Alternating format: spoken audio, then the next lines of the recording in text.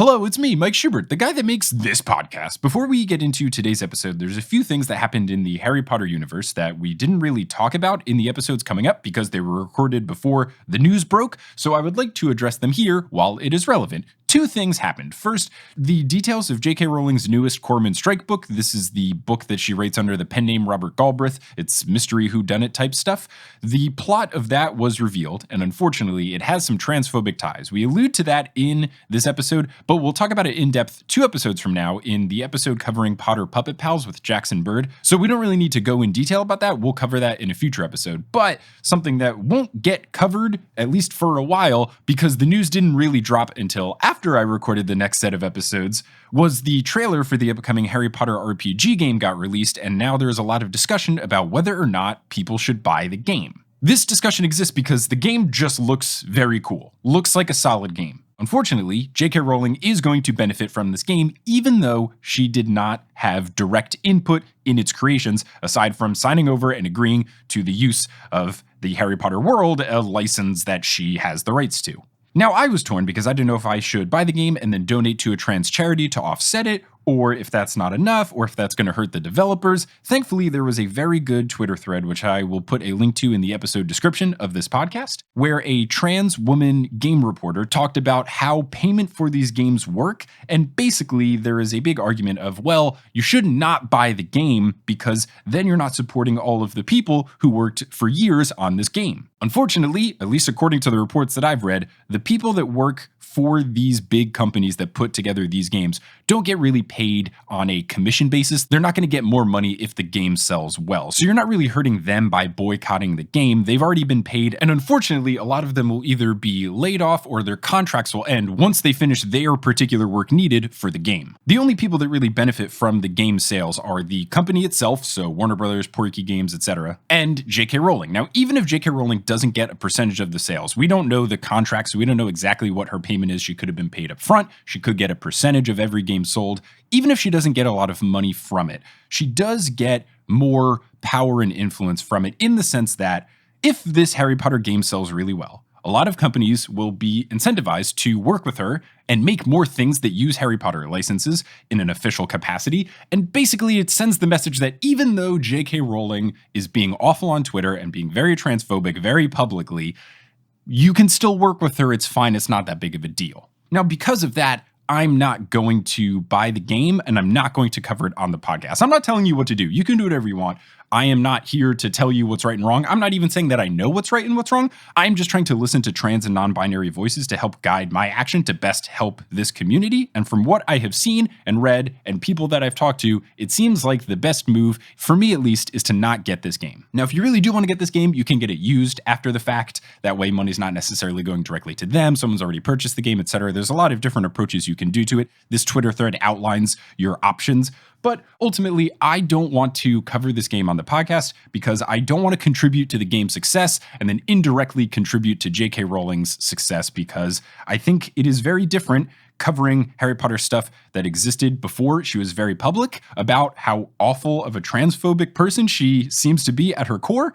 Whereas now, when it's out in the open, it feels wrong for me to try to support new things that she has a hand in, no matter how indirect it is. So I'm not going to be covering it on the podcast because I don't really want to contribute to more people wanting to get the game. If you want to get the game, go for it. But just for me, it feels wrong to get this game, and that is where it's at. So I just want to talk about that because we're not going to talk about it in this episode or the next one or the one after. And I just wanted to let my feelings out there. I put a Twitter thread. You can go to twitter.com/PotterlessPod about my thoughts, but that's basically where I'm at. I don't want to spend money or give more attention to this video game and thus J.K. Rowling, because I don't want to send the message of working with J.K. Rowling is fine even though she's publicly transphobic. It might just be a little dodgy. No, I would rather her be labeled as a problem to work with going forward. So let's do a 180 shift, and instead of talking about a transphobic author, let's talk about a trans charity that I will be supporting, because my policy going forward, anytime I do episodes about something that J.K. Rowling had a hand in, I will be donating a portion of the ad sales sales from that episode to charity. And the charity that I will be donating to for these 3 episodes covering Quidditch Through the Ages is the Okra Project. It is a collective that seeks to address the global crisis faced by Black trans people by bringing them home-cooked, healthy, and culturally specific meals and resources wherever they can reach them. They are a truly fantastic organization, and I'm very happy to support them. If you want to learn more about the Okra Project, you can go to the Okra Project, the OKRA project.com. And to end this intro on a happy note, let's talk about a group of people that make me very happy, and that group of people is our newest patrons over at patreon.com/Potterless. So shout out to Emily Rebecca, Ania Lenkowicz, Renee Gerchow, Luis Perez, Milo Duncan, and Claire K. And shout out to Rachel Wassert, who upgraded their pledge. And of course, an eternal shout out to our producer level patrons, Vicky, Christine, Aaron, Clow, Marchismo, Samantha, Juan, Rosemary, Marie, Lisa, Romina, Audra, Eleanor, Nikita, Ali, Sarah, Rachel, Zachary, Orchid, Vivian, the Owl, Moster, Alex, John, Noel, Brandon, Claire, Rory, Veronica, Lotta, Noah, Tracy, Colleen, Jennifer, Justin, Jacob, Maya, Mark, Polly, Zena, Harlan, Noelia, Nikki, Kine, Amanda, Kafir, Sarah, Marta, Maya, Floor, Siri, Georgia, Skyla, Edel, Professor Threat, Ellie, Michael, Kelly, Carrie, Connie, Jen, Nedry, Will, Samantha, Aurora, Marcos, Marique, Ashton, Brittany, Phelan, the Meadows family, Ginny, Heather, Brianna, Kevin, Lori, Chrissy, Jarl, Peta, Sophie, Jen, and Callahan, Leah, Melissa, Bella, Melanie, Becca, Rees, Adam, Joseph, Lily's mom, T-Run, Madison, Tonks, Sabrina, Sophia, Farzan, Melanie, Matt, Okamahime, Boney Pony, Kelsey, Rike, Taylor, Rochelle, Megan, Alicia, Riley, Laurel, Rossanne, Erica, Miranda, Landon, Kendra, Natanya, Yogan, Darcy, Sandra, Craig, Andren, Steve, Leor, Julia, Demi, Michelle, Callista, Lovekesh, Jennifer, Crystal, Henrique, Jeremy, Delkis, Katrina, Jerica, Casey, Megan, Zat, Jack, Sophia, Dane, Rochelle, Kirsty, Robin, Chick, Mermaid, Daddykins, Aaron, Not My Daughter, Upiacha, Laria, Lori, Gregory, Krista, Kaka, Nina, Ribbon, Brittany, it's definitely Ludo, Bagman, Ravenclaw, Gavin, Ashley, Grant, Aaliyah, Jack, Serenity, Emily, Haley, Sabrina, Malfoy, Sean, Jenny, Laura, Ella, Eileen, Annette, Kirsten, Ann, Nosh, Brett, Hunter, Steamed Nuggets, and Cat Eye Potter, who never pack away their sweatpants because they think, man, I haven't worn these in so long, it's so warm, and then 3 days later they have to get them out of storage because it's cold again and they want to wear sweatpants. If you want to be like one of these amazing patrons that get access to bonus content such as director's commentary, bonus episodes, exclusive merchandise, monthly live streams, and more, you can head on over to patreon.com/Potterless. But without further ado, let's get into episode 144 of Potterless, the second of 3 episodes covering Quidditch Through the Ages, guest starring Jania Stewart.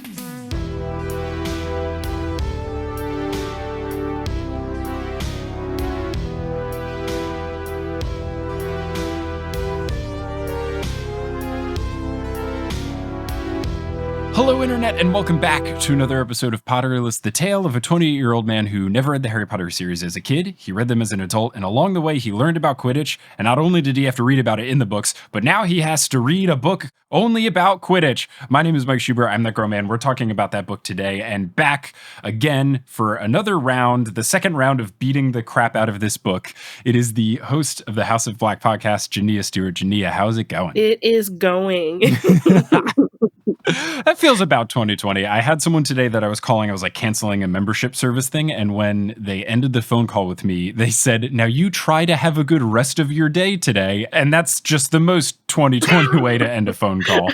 Because you just don't know it anymore at this point. It could all go to trash so quickly. Just do your best to enjoy the remaining hours of this already too long day in this already too long year. Yes. So we had a fun time going over Quidditch Through the Ages last time. I'm excited to dunk on it more. I also love that in between our 2 recordings, J.K. Rowling's book was revealed that her next Quorum and Strike book is about a man that dresses as a woman and then kills people. So this is fun. Oh, God. Why? She could spend her time doing so many other things, and she chooses actively to do this. Why are we doing this? What, at this point, it just feels like it's almost like one of those things where, like, you know how deep you're in and it's so bad that you can do nothing else but, like, go deeper into it because you're already here, you know, like, in the back.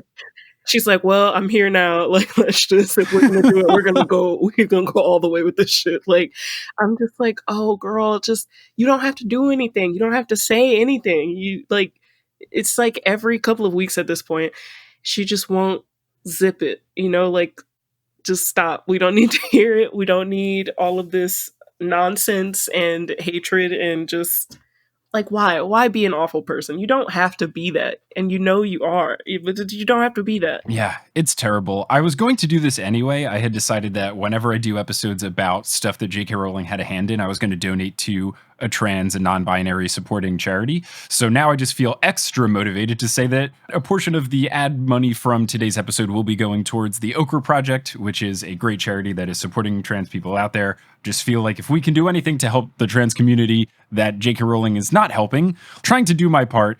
It's happening so frequently at this point that it's just not surprising. And even the guy who played Hagrid, Robbie Coltrane, stepped up and supported her. It's like, you played a character whose whole thing was that he was persecuted for something that was unfair and had this, it's just, I don't get it. It's all trash. Like, I don't understand why, like, even if you did feel like that, like, why say that to other people? Like, why not just be quiet? Because, like, now senators here are, like, using stuff that she said. Yes. Yeah. So it's like, what you're doing is actually hurting people. Like, This is awful. Oh my goodness. I feel so bad for my students that I teach who like have been burning through her books and are just like, oh my gosh, I love this series so much. It's so amazing. And I'm like, you sweet summer child. If only you knew. If only. So let's just channel this energy towards dunking further on Quidditch Through the Ages, which is a bad book. Before we move on to chapter 7, there is something from chapter 6 that we didn't get a chance to go over that I would like to discuss, and that is the 10 fouls in Quidditch. We already talked about how there are 700 total fouls, but they talk about 10 of them, and I would just love to go over them. The first of which is called blagging, which is grabbing your opponent's broomtail. Then there is blatching, which is flying with an intent to collide, which feels like this happens all of the time in the movies. Like, they ram into each other quite often. I'm very confused about when this foul is actually called. Right. Then there is blurting. So we have 3 fouls with the BL phonics sound. I don't think this is very common. I was kind of hoping that every foul started with blah. That would have been very fun, but it is just the first 3, which still feels like too many. It's so unoriginal. Like, it's just like, okay, this is the best you could do. Like, you couldn't come up with anything. Like, I still don't understand why everything in like the wizarding world has to be named like something really ridiculous and silly. I don't understand. Like, why is that happening? But there's like you would think that the sport would just have like really cool names for the files. And as I'm reading the files, I'm like, oh, I've seen these.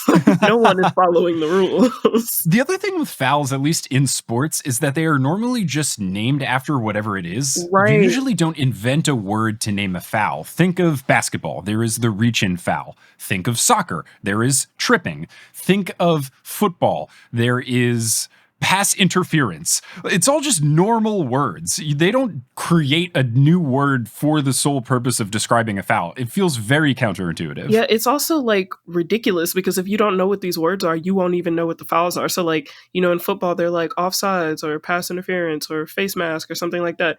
And here you could easily just say seizing opponent's broom, intent to collide. Like, just it doesn't even need to be whatever this is. I can't keep track of all these files. Like, this is a lot. What's also strange is that this next one, blurting, is not about blurting is a real word, like to blurt something out, but blurting in Quidditch means locking broom handles, which has nothing to do with yelling. It's very confusing. Yeah, none of the words actually match whatever this is. Right. And even the next one, which is called bumping, but it's got a PH, so maybe it's bumthing. That is hitting a bludger into the crowd in order to distract the referee. But shouldn't that be the one where you intentionally try to collide with someone? At least it sounds like bumping. Right. And I'm thinking, like, if you hit it towards a crowd, like, to distract, you could call it, like, a deceptive foul ball or something. Like, I don't know. Distraction foul. I don't know. It's very confusing. So then there's cobbing, which is an excessive use of elbows. I'm pretty sure they called this in the book at one point, so that's a good one. I feel like the phrase excessive use of elbows sounded familiar. Right. Then there is flacking, which is sticking part of yourself through the hoop, so kind of like goaltending. That one makes sense. Then there's a rule that makes absolutely no sense at all. Haversacking, which is basically if you are a chaser and you're scoring the quaffle, you have to throw the quaffle through the hoop. You can't dunk it. Dunking is cool. I don't know why it's against the rules. LeBron would never stand for this. LeBron would never stand for this. I can't think of what advantage you get from it. so I don't understand from a logistical standpoint why it's a foul. But then also from an entertaining standpoint, dunks are fun. Yeah, like maybe it's like a sportsmanship kind of thing where like in football you're not allowed to do end zone dances anymore because they said it was unsportsmanlike. But those are the best part. Like there were players who like that was their thing, was whatever their end zone dance was. So I just feel like maybe it's that, but also like I feel like even if you weren't trying to do it on purpose, like you probably do it if somebody was on you and you just had to hurry up and toss it in and you were like right under it. Like you're gonna do it. So these fouls are just not like, what is a snitch nip? What is this? Yeah, the next one is Quaffle Pocking, which is tampering with the quaffle. That feels understood. I feel like messing with the ball in a sport doesn't need to be explicitly stated. I highly doubt in the rules of baseball it's like, you can't saw the ball in half. Yeah, this one is the one that like Bill Belichick and the Patriots need to have access to. This is the one they were guilty of quaffle pocking. The next one is Snitchip, which no one else can catch the snitch. Sure, I don't necessarily agree with this, but okay. And then the last one they've listed is Stooging, which we talked about before. You can't have more than one chaser in the scoring area. I will say, of all these rules, none of them say that dogs can't play Quidditch. So this does open the door for Air Bud Snitch Edition. I'm just picturing like the Air Bud Quidditch edition is literally just like Sirius Black as a dog. Oh, yo! Like he just gets so amped about Quidditch, like he just turns into a dog and just becomes like the best, and no one knows like who he is or that he is an animagus. He's just, just a dog on a broom. This dog's really good at Quidditch. He gets famous and just enjoys all of it. So the next chapter, chapter 7, is Quidditch teams of Britain and Ireland. And I will say, as we alluded to in the last episode, this chapter is actually cool. Yes. Learning about the other teams that currently play Quidditch is very cool. And this is something that I hoped the book would be more about. It sucks that we are past the halfway point, and now we are getting into actual interesting stuff. I think that establishing more of lore around Quidditch and kind of world building is fun. And I think that a lot of these descriptions of the teams are very fun and unique and interesting. I would have loved to learn more about the teams. Basically, we just get like a sentence or two about each of them. Yeah, I was wishing for more stuff too, especially just because I almost wish that it wasn't like a breakdown of each individual team, because it just kind of felt like very Wikipedia to me. Yeah. But maybe if they had taken like some of the more notable ones and then been like, oh, and then there's these other ones too, because I didn't need to know every single thing about every single one. Like some of them were interesting, some of them were not. Also, I think the fact that they have 13 teams and all the others had to just disband, that's kind of odd to me, because I'm thinking like of like baseball teams and NFL teams and basketball teams, there's definitely more than 13. If it's only 13, like what is the Quidditch season even like? Like, are they playing multiple games in a week? How often are they playing that 13 is the most that you can have? Because like, I feel like that would mess up if they were trying to do like playoffs or something. 13 is such a strange number that doesn't work. Yeah, it doesn't work at all. Like it should be 14 if you want it to be, but I feel like there should be way more teams in this. And then I'm like, is there like an NQL, you know, like a national league? Like, I want to know about that aspect. Like, I'm just picturing like an any given Sunday scenario, except it's just Quidditch. What's unfortunate is that it's clear J.K. Rowling is not very familiar with sports. I would have loved to learn more about the logistics of how the league works. They mention things like the World Cup and the European tournament and the British and Irish League, but they don't really go into the details and everything. That's one of the things I find most interesting about soccer. I'm not super into it, but the fact that they have things like the Premier League and the Champions League and the UEFA Cup and all these different tournaments, I think that's very interesting, where sometimes you only play people from the country that your team is in. Other times you play people in all of Europe. Other times you play people across the world. And I think that that could have been an interesting discussion. But yeah, just giving like a laundry list of the teams and telling a little bit about each, it was like a step in the right direction. And I wish that more of the book was dedicated to the world of Quidditch, because then these descriptions of the teams could have been longer and we could have learned about interesting players and stuff like that, rather than just 2 sentences per team. Right. And also we'll get to like the part where they're talking about like how popular Quidditch is in other countries, but I just think it's just odd that that like Britain and Ireland are like the center of the Quidditch universe. Like I get that they were created here, but just thinking about like, okay, if there is a World Cup, like we have to assume there's multiple, like people around the world that are playing this, and it just so happens that in the only World Cup that we see, it's like Bulgaria and Ireland, and it's like really in all the whole world, both of the best teams in all the whole world are in Europe. Like I feel like the Jamaican Quidditch team has it going. Ooh. Okay, Usain Bolt is like on the Jamaican Ooh. Quidditch team. He's the speaker. Like I know it. I just know it. Like I'm just envisioning, like Simone Biles is on the Quidditch team and is doing like elaborate gymnastics. I love it. Like I just think it's so odd that basically in describing the Quidditch teams and like the popularity of it, it only focuses on the UK, and then everywhere else is like, oh, I guess it's okay there, but like whatever. It can't be Quidditch through the ages if it's only including Quidditch in this one corner of the world. Yeah, I think what she was trying to go for was an allegory to soccer, where some of the most prestigious leagues like the Premier League are based in the UK and the teams play there and they are some of the oldest teams. I think that kind of makes sense. But if you look at soccer, which is a very, very old sport, now it is spread to all over the world, and you have a lot of other very good leagues. You have very good leagues in Spain, in Italy, and then you have countries very far away from the UK that are very good at soccer. Look at Brazil. They are a powerhouse.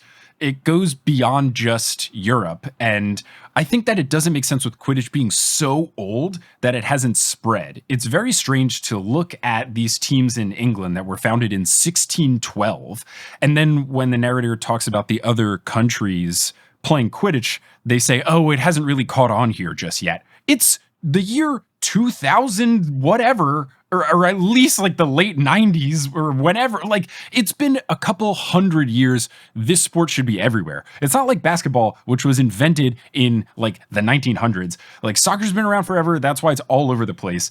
Quidditch should be the same thing. It doesn't make sense that it hasn't really extended beyond the UK and Ireland. I understand why they would be very good, but I don't understand why so many other places across the world are vastly inferior. But I think this also speaks to like just the larger kind of Eurocentric issue that exists like throughout this series, I guess. So like we see with the Ministry of Magic is like only in the UK.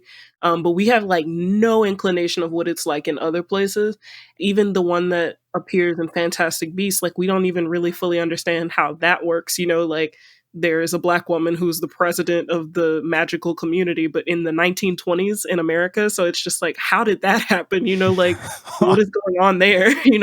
Like, so I just think the parts of this series and everything associated with it that I like are the expansive world building parts where you get a sense of like how connected everyone is to each other and like how people from different places can do magic and how they use it. And it's like we get close to that, but it's like right when you get to the part where you're like, okay, tell me more, there's nothing. And it's just like, ugh.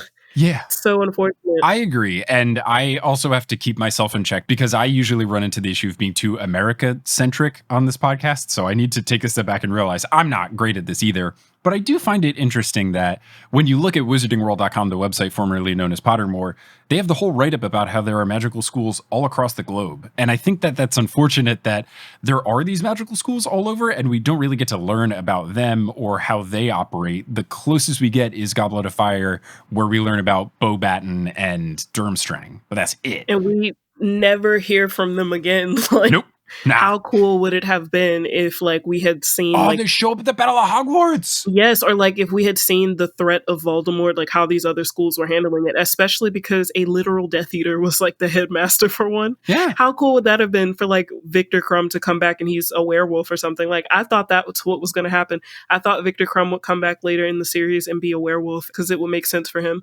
It's like a very Victor Krum thing to do. Krum should have been at the Battle of Hogwarts. What the hell are we doing? Absolutely. Like I was just like, and then we don't get to see like Fleur is supposed to be part Vila, but we never see her like unleash her powers. Oh my gosh, right. How cool would this, like, could you imagine the Battle of Hogwarts and just seeing like a Vila look like, I wanted it to look like Avengers Endgame, Yes. Various creatures from across the universe all coming together to like eliminate this singular threat. But man.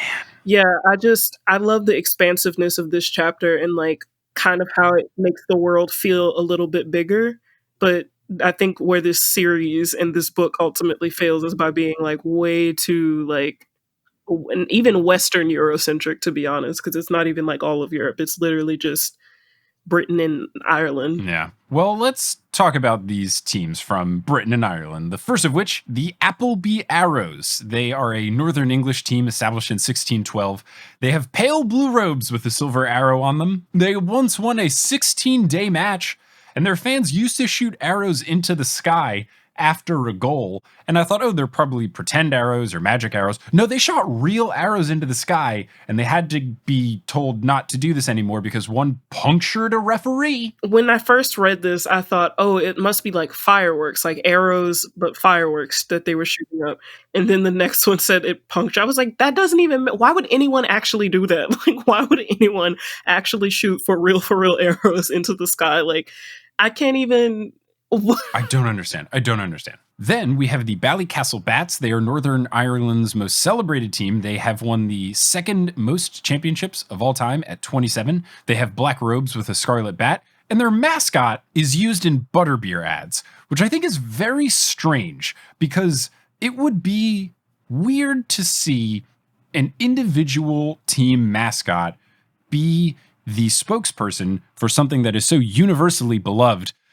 Imagine Reese's peanut butter cups are sponsored by the Philly Fanatic, and you live in Seattle. Is that weird looking like orange mascot with the creepy nose? Oh, that's Gritty. The Philly Fanatic's the green one that's for the baseball team in Philadelphia, the Phillies. But Gritty, the big orange one, is for Philadelphia's hockey team, the Flyers. Yeah, that's horrifying. But like that guy on all of the chocolate bars in creation. It's just strange to have a particular team's mascot represent something in commercials, because if you don't like that team, that would be poor marketing. Right. Maybe it's a regional thing, like maybe just in that, wherever this team is based. I was thinking that, but the UK and Ireland is not that big. Oh, true. It would be like square feet. If you made it similar to New York, it's, oh no, that's Brooklyn's mascot, not us here in Queens.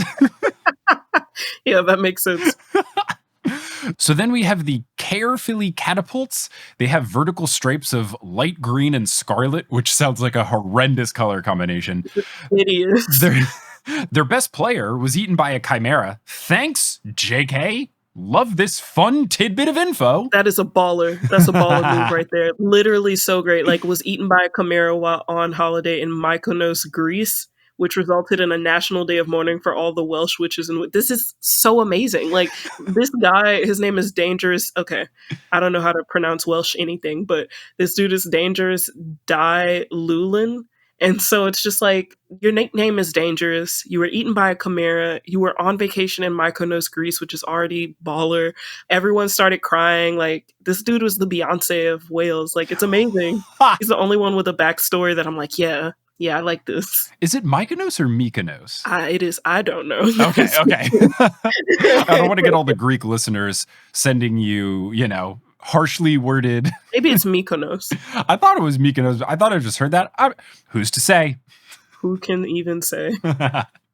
I can say, hi, it's me, Editing Mike. I double checked and the internet told me it's Mykonos. Hooray! Anyway, back to the podcast. But now there is a commemorative medal in this player's name for the player who makes the most exciting and foolhardy risks in a season. It feels like a difficult award to give out. It's not very objective. There's not a lot of stats there. Right. This is definitely the award that Harry would get if they gave it out at school.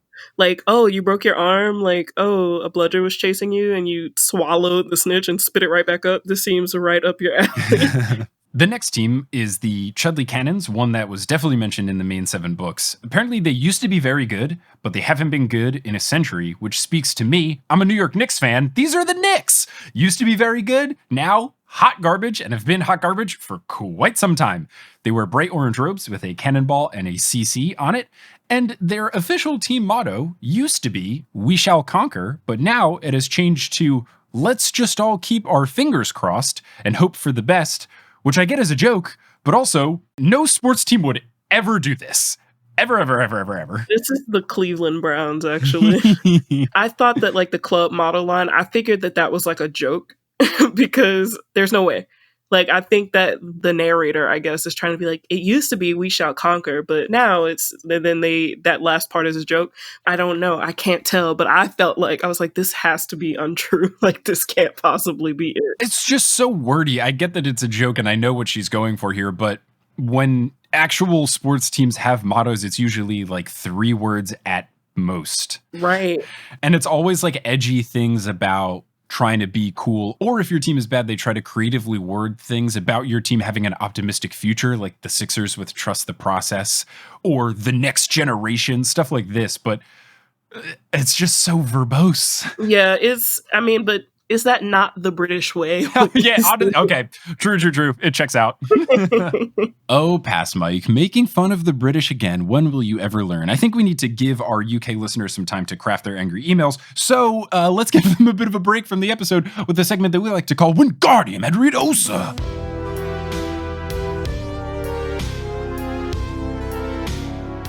Today's episode of Potterless is brought to you by Function of Beauty. Let's say hypothetically that you are a professional Quidditch player and you just played a 38-week-long game of Quidditch. You just got back, you're really gross, your hair is absolutely disgusting. What is the best way to wash your hair to make it look great and perfect and sheen and have some wonderful shine to it? That would be Function of Beauty. Function of Beauty is hair care that's formulated specifically for you. No matter what your hair type is, they create shampoo, conditioner, and treatments to fit your unique needs. I bet you're wondering, how unique is it? Well, they have over 54 trillion possible ingredient combinations to make sure that your formula is as unique as you. And yeah, I think you're 1 in 54 trillion. It's a really simple process. First, you take a very quick but thorough and also fun quiz to tell them a little bit about your hair. Then, Function of Beauty's team determines the right blend of ingredients, and then they bottle your custom formula to order, and they deliver it right to your door in a very cute customized bottle. You can pick your color and your fragrance of the shampoo as well, so you get that extra level of customization, and they got your name on the bottle and everything. It's wonderful. I use it. I love it. Kelly uses it. She loves it. And so does my mother, Barbara Schubert.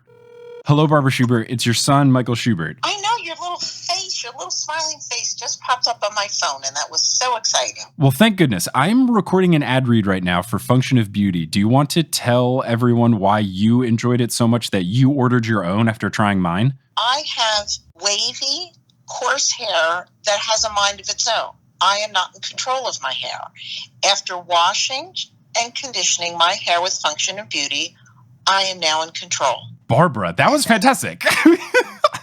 I didn't even tell you I was going to do this. I just called you on speakerphone out of the blue. Can you confirm this?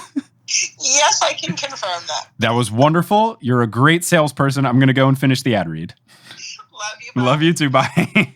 Not kidding. That was 100% improvised. So what are you waiting for? Be like me, Barb and Kelly. Go to functionofbeauty.com/potterless to take your 4-part hair profile quiz and save 20% on your first order. That's functionofbeauty.com/potterless for 20% off, and to let them know that you heard about it from our show. That's always good. That helps me. I'm not kidding. So go to functionofbeauty.com/potterless, get that awesome hair stuff, save some money while you are there, and look great even though you played Quidditch for over half of a year today. Today's episode of Potterless is also brought to you by BLASEBALL. BLASEBALL is an internet baseball league that has swept multitude by storm, and it's just such a fun time. So you go to blaseball.com, you pick a team. My team is the Breckenridge Jazz Hands. I'm very biased, but I think this team is the best team that has ever existed in any sport, real, fictional, or otherwise. And if you support one of the other teams, you're allowed to do so, but you're probably making the wrong choice. You support a team, and then you can do all of these different things to earn coins. You can bet on the outcomes of the other games throughout the league. You can idolize a player, and then whenever they get a hit or a home run, or if they're a pitcher and they pitch a shutout or they pitch a strikeout, you get coins which you can use on votes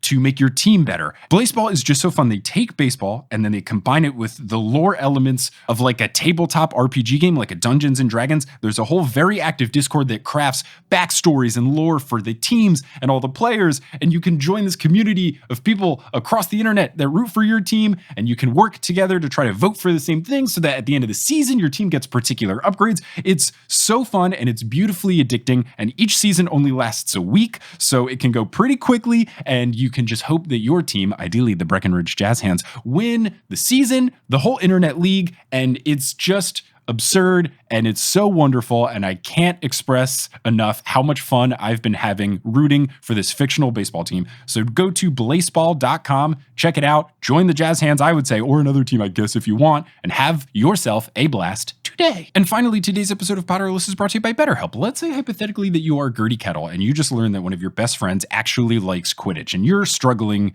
to deal with this. You want to talk to someone about this. Who could you talk to? A licensed therapist with BetterHelp. BetterHelp is not a crisis line. It's not self-help. It is professional counseling done securely online. They assess your needs and match you with your own licensed professional therapist, and you can start talking with that therapist in under 48 hours. These therapists have a broad range of expertise. They have services that might not be available to you worldwide, and you also get to do all of the talks, whether you do video chats or phone chats, which you can schedule. You get to do all this from the comfort of your own home. You don't have to commute. You don't have to wait in an awkward waiting room. You don't even have to put on real pants. It's a great situation. You can log into your account at any time and send a message to your counselor, and they will give you timely and thoughtful responses. It's more affordable than traditional offline counseling, and financial aid is also available. And if you want to see what other people who are using the service are saying about it, you can go to betterhelp.com/reviews and check it out. So if you go to betterhelp.com, that is BetterHelp, HELP.com/Potterless, you can join the over 1 million people taking charge of their mental health with the help of an experienced professional. So go to betterhelp.com/Potterless and you'll get 10% off your first month.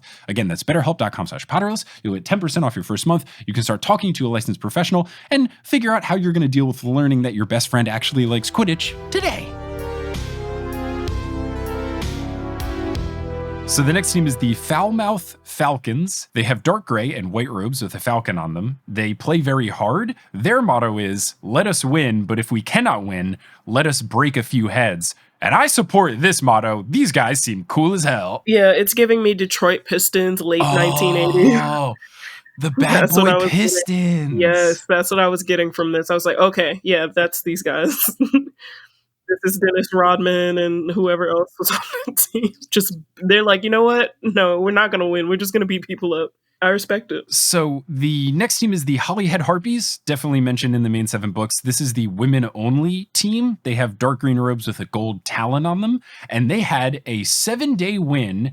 It was a very challenging game, and then a dude on the opposing team proposed to one of the Harpies, and she didn't like this, so she ended up concussing him with her broom, which feels like the correct response. Any proposal at any sporting event is always the worst possible decision to be made, so I support her for doing this. I actually really love this because it reads as though the guy from the opposing team, like the captain, was so impressed by her performance that that's how I read it, is that he was so impressed by like the move she made to capture the snitch that he just got off his broom and was like, please marry me. I like that. I like it. That's canon now. Yes, I love it. And so like when I was picturing this, I actually was picturing that it was like Ginny Weasley and like some guy or something, because this seemed like something Ginny would do. Like it would just be so impressed, like, wow, this is amazing. Like, let me just, but I love this because I could see it visually. Like, it reminded me of like in The Incredibles when Edna is talking about all the previous superheroes and they show like how they died from their capes or something. Like I just picture a flashback of this woman with this cool like 50s long, like hairdo or whatever. And she's getting off this broom and this guy just takes his cap off and like runs upstairs. Just whatever dramatics are in fashion in the 50s is what was happening here. So then there's a team called the Montrose Magpies. They are the most successful team. They have won 32 championships. They had a seeker, and the book only lists the day of his death, which feels rude, but he once petitioned for a faster snitch because, quote, this is just too easy. I love this person. They're my favorite player. This is incredible. The spirit of James Potter resides within him. Seems like something. Actually, no, this seems like something Sirius would say. So the next team is the Pride of Portree, which is on the Isle of Skye, which I Googled, and that's in Scotland. They have deep purple robes with a gold star, and they had a great chaser that won 2 titles. And now the daughter of that chaser is on the team, and that chaser's son is in the Weird Sisters, the band. That's amazing. I love that. I think it's a very fun detail. So the next one is Puddlemere United. Puddlemere United, the only team with a non-alliteration name. Right. I think they're supposed to be like Manchester United. Yeah, I think they were trying to go after one of the standard ways to name a soccer team. At least in the UK, there's a structure of how you can name your team. You can name your team like Manchester City, Manchester United, FC, whatever, for football club, something FC. There's a lot of similar structure to team names, and then you just fill it in with wherever the team is located or whatever. But they only do this one time in the whole book. And then everyone else has an alliteration name, which I've already been on record I think is just lazy and not that cute. I think there could have been a whole lot of fun here to play around with the soccer allegory that she's going for and name it similar to a bunch of different soccer teams. But no, she just went for alliteration down the road, except for Puddlemere United. Right. But anyway, Puddlemere United, they are the oldest team in the league, and they have a theme song called Beat Back Those Bludgers Boys and Chuck That Quaffle Here. And this was recorded by Celestina Warbeck. And I know about this because I did a live show in Atlanta where me and Brian from Draco and the Malfoys, a Wizard Rock band, did all of the music in the Harry Potter world and did as much deep diving into it as we could. And Celestina Warbeck has songs with actual lyrics written out because she's one of the performers at the Wizarding World of Harry Potter theme parks. So she has 4 songs that she sings with backup dancers. So the internet has the lyrics to these songs, so I can read the lyrics to this song. Oh my goodness. Okay, I'm ready for it. It's not good. Okay. From the marshy bogs of Quidditch grew a sport so fine and fair, in which each witch and wizard would take flight through the air. We sit and watch and wonder at each game the players play, and dream our team will reign supreme. Thus we cannot help but say, beat back those bludgers, boys, and chuck that quaffle here. No team can ever best the best of Puddlemere. You'll catch that golden snitch with the easiest of ease, grab your beater's bat, and in no time flat, prove the game is yours to seize. Now, this is fine, but when I hear this song, I cannot help but think of Put That Thing Back Where It Came From, or So Help Me from Monsters, Inc. Beat back those bludgers, boys, and chuck that quaffle here. No team can ever beat the best of Puddlemere. Oh my God. So I just see Mike Wazowski and Sully playing Quidditch. I'm dead. Oh my God. Yeah. I agree. So then we have a team called the Tutshill or the Tutshill Tornadoes. They have sky blue robes with a double T in navy. They have won 5 consecutive titles, and they had someone catch a snitch in a record 3.5 seconds. So this does answer the question we had last time, which is, can you go to a game that is incredibly boring? The answer is yes. I would be pissed. I would be furious. Like you just sat down in your seat and then they catch it and they're like, they win. Like, what? I feel like of all the fouls and rules that they have, they should have a rule that like if you catch the snitch within like the first 5 minutes of the game, it doesn't count or something like that. I was always under the impression that the snitch took a while to even show up on the pitch because you have so many scenes where the Seekers are just kind of sitting there waiting for it to show up. So I feel like they should have something where at least let 15 minutes go by. Yeah, I have to believe that this was back when they probably weren't releasing the ball before the players come in. Okay. And it was probably like, all right, line up, and then they open the box, and then it's like Go. It's like throwing the ball up for basketball, you know? I think it was something like that. And like as it came out of the box, this dude was just like, got it. I dig it. So then there's a team called the Wig Town Wanderers. It was started by 7 kids of a butcher. People in attendance of the matches were very scared to beat this team because of this big butcher that would watch their kids play, who's this very large, assuming man. And they wear blood red robes with a silver cleaver on them.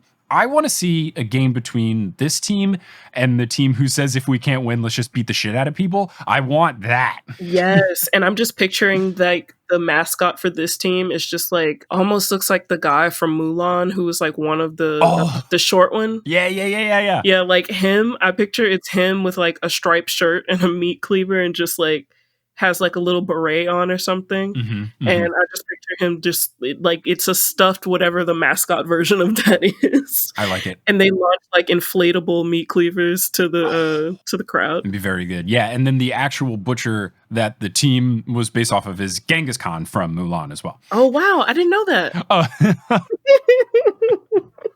So the final team they cover is the Wimborne Wasps. They wear yellow and black horizontal stripes. I do know that this is the team that Ludo Bagman played for. So my best friend Ludo Bagman was on this team. They apparently got this team name because during a match, a player hit a wasp's nest at an opponent when flying near a tree, which I think is amazing. And then what their fans do when an opposing player is shooting a penalty shot is instead of boo or hiss or make some sort of noise, they buzz like bees. So they just go bzzz. Hornets, which I think is incredible. I want to say that the Hornets do that too. Like at the time when they were in New Orleans, I went to a couple of games when I was a kid, and I feel like I remember that kind of being a thing because like they'd like be like a buzz whatever like on the little screen thing that wraps around the stadium.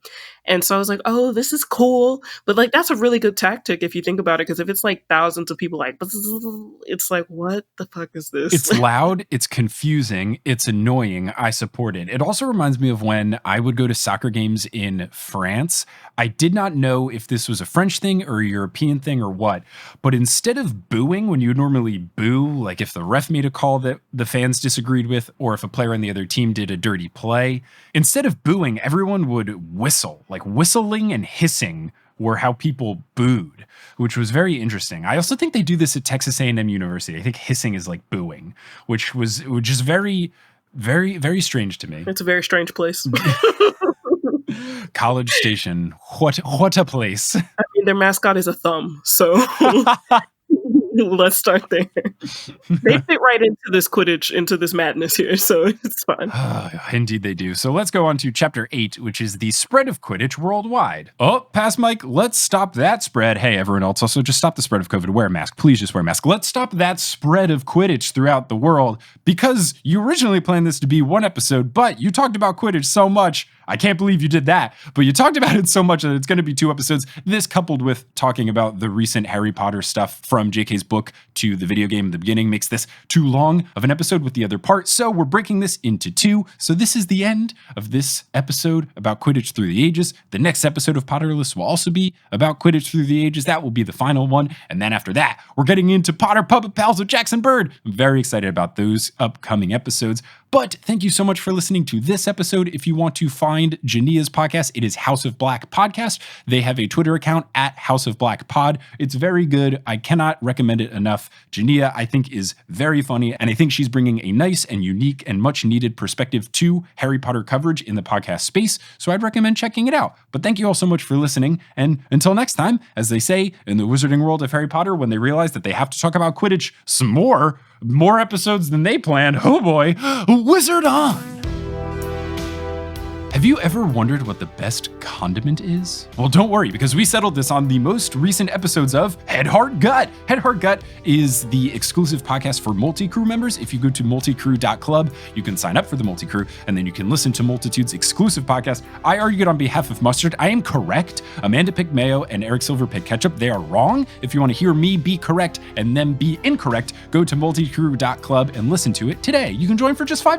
Woohoo! Potterless is created by Mike Schubert. It is hosted by Mike Schubert. It is edited by Mike Schubert. It is produced by Mike Schubert, as well as Vicky Garcia, Christine, Aaron Johnson, Klaus Lopu, Marchismo, Samantha Rose, Juan Sanfeliu, Rosemary Dodge, Maria Lisa C. Keen, Romina Riv De Niro, Audra, Eleanor Curlin, Nikita Power, Ali Madsen, Sarah Nink, Rachel Guthrie, Zachary Polito, Orchid Grower, Vivian the Owl, Moster, Alex Consulver, John Cocker, Noel Basole, Brandon Pickens, Claire Spencer, Rory Collier, Veronica Bartova, Lotta Bartova, Noah, Tracy Toya, Colleen, Jennifer Marklew, Justin Montero, Jacob Parrish, Maya Gray, Mark Body, Polly Burridge, Zena Rezanowski, Harlan Haskins, Noelia, Nikki Harris, Kine, Amanda Alford, Kafir Shaltiel, Sarah Shatter, Marta Morrison, Maya, Floor Sake, Siri Skiros for Georgia Davis, Skyla Lily, Edel Ryan, Professor Threat, Ellie Hoskovchova, Michael David Yordi, Kelly Otilio, Kerry Crumpler, Connie Bienkowski, Jen Went, Nedry OS, Will Huser, Samantha Lentz, Aurora Fruhoff, Marco Cepeda, Marique Rieger, Ashton Gabrielson, Brittany Gutierrez, Phelan, The Meadows Family, Ginny from the Block, Heather Langeal, Brianna Cusimano, Kevin Stewart, Lori McDonald, Chrissy Tiu, Jarls Fiven, Peter McGrath, Sophie Duda, Jen and Rose Dab, Callahan and Dariz, Leah Reed, Melissa Rob, Bella Barlack, Melanie Demi, Becca Spry, Reese Dignan, Adam Graham, Joseph Torp, Lily's Mom, T-Run Money, Madison, Don't Call Me an Infodora, Sabrina Balsiger, Sophia Loves Pigs, Farzan Jarabat, Melanie DeGrave, Matt Barger, Okamahime, Bony Pony, Kelsey Gillespie, Rike Mangor Jensen, Taylor Payne, Rachel Mobbs, Megan Moon, Alicia Chapman, Riley Kiddas, Laurel Happy, Rossann Batamana, Eric Butler, Miranda, Landon Schwausch, Kendra Hertz, Natanya Page, Yogan Shanley, Darcy Alexander Harrison, Sandra Rose, Craig McRoberts, Andren Kaufman, Steve Trelaw, Leo Nachum, Julia Buzak, Demi Lynn, Michelle Spurgeon, Callista Delano, Lavkesh Longer, Jennifer Terzian, Crystal Pollard, Henrique Wolf, Jeremy Elmore, Delkis, Katrina Smith, Jerica Law, Casey Canales, Megan Stempen, Zot, Jack Skitzes, Sophia Lyon, Dane Nemcher, Rochelle Unat Maz, Kirsty, Robin Garcia, Chick Parm, Mermaid and her Daddykins, Aaron Ugas, Not My Daughter You Biatch, Ilaria Vicentin, Lori, Gregory Hughes, Crystalie, Caw, Mother Feathers, Nina Jazalek, Ribbon Monstrosity, Brittany Harper, It's Definitely Ludo Bagman, Ashley Sommers, Grant Sohn, Your Friendly Neighborhood Ravenclaw, Gavin Miller, Aaliyah Eltar Shobi, Jack Parr, Serenity Allen, Emily Quinlan, Haley Hastings, Sabrina Casanova, Malfoy You Little Shit, Sean Allen, Jenny Browers, Laura, Ella Levy, Eileen Gazesh, Annette Pipitone, Kirsten R. Cunningham, Ann Peltzer, Nosh Sonadiki, Brett Clausen, Hunter Gordon, Steamed Nuggets, and Can't I Potter? Web design by Kelly Schubert, and the music is by Bettina Campamanes. If you want to find us on social media, you can at facebook.com/Potterless, twitter.com/Potterlesspod, instagram.com/Potterlesspodcast, and reddit.com/r/Potterless. For any and all information about the show, you can go to potterlesspodcast.com. For bonus content, you can go to patreon.com/Potterless, and for merch, you can go to potterlesspodcast.com/merch. If you want to tell someone about the show, whether you reach out directly or you leave a rating and review online, both of those really help. Thank you so much for listening, and until next time, as they say in the wizarding world of Harry Potter, wizard on!